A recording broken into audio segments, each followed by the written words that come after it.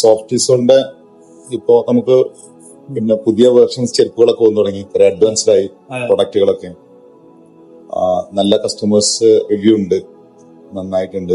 സോഫ്റ്റിസോള് എല്ലാവർക്കും അറിയാവുന്നത് പോലെ തന്നെ മെഡിക്കലി റിക്വയർ ആയിട്ടുള്ള ആളുകൾക്ക്, മെഡിക്കലി ചാലഞ്ചഡ് ഫുട്വെയർ ഉപയോഗിക്കുന്ന ആളുകൾ, കാലുള്ള ആൾക്ക്, മെയിൻലി ഡയബറ്റിക് മൂലം അല്ലെങ്കിൽ ന്യൂറോപ്പതിക് കംപ്ലൈന്റുകൾ ഉള്ള മൂലം ഒക്കെയുള്ള കാലുകൾക്ക് തരാറുള്ള ഇത് അതിനൊരു ഉദാഹരണമാണ്.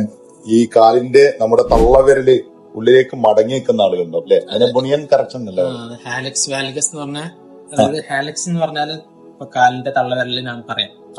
അത് വാൽഗസ് എന്ന് പറഞ്ഞിട്ട് ഇങ്ങനെ സൈഡിലോട്ട് പുറത്തോട്ട് തള്ളുന്ന പോലെ ഇങ്ങനെ അടുത്ത വിരലിന്റെ മുകളിലേക്ക് വരെ കയറി നിൽക്കും, കയറുന്ന കണ്ടീഷൻ.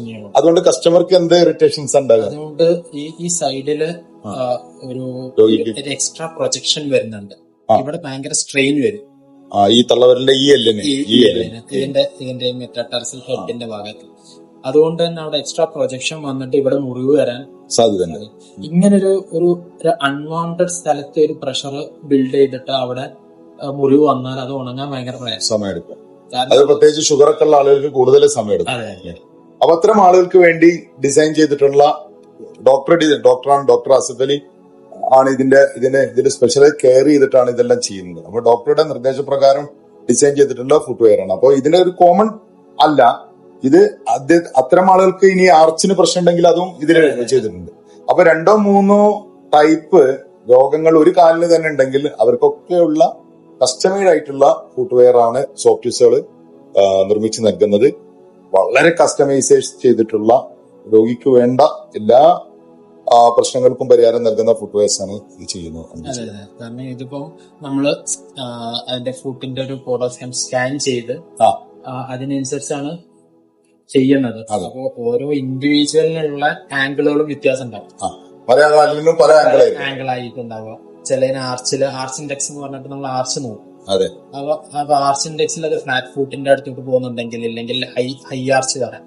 അപ്പൊ അതിന്റെ ഒക്കെ കറക്ഷൻസ് ഇതിൽ തന്നെ കൊടുക്കാൻ പറ്റും. പിന്നെ ഇതില് 2 കറക്ഷനും വരുന്നുണ്ട്. അതായത് ഒന്ന് ഈ വിരലിങ്ങോട്ട് പോവാതെക്കാൻ വേണ്ടിയിട്ടുള്ള ഒരു പ്രിവെന്റീവ് ആയിട്ടുള്ള ഒരു പാഡ് ഇവിടെ കൊടുത്തിട്ടുണ്ട്.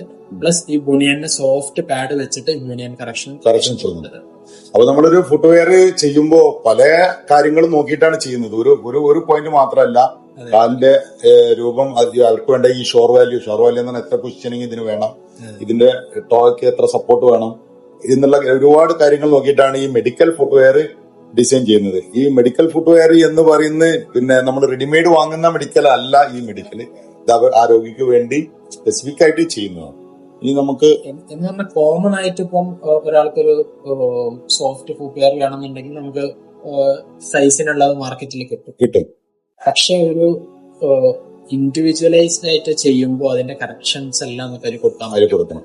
തീർച്ചയായിട്ടും.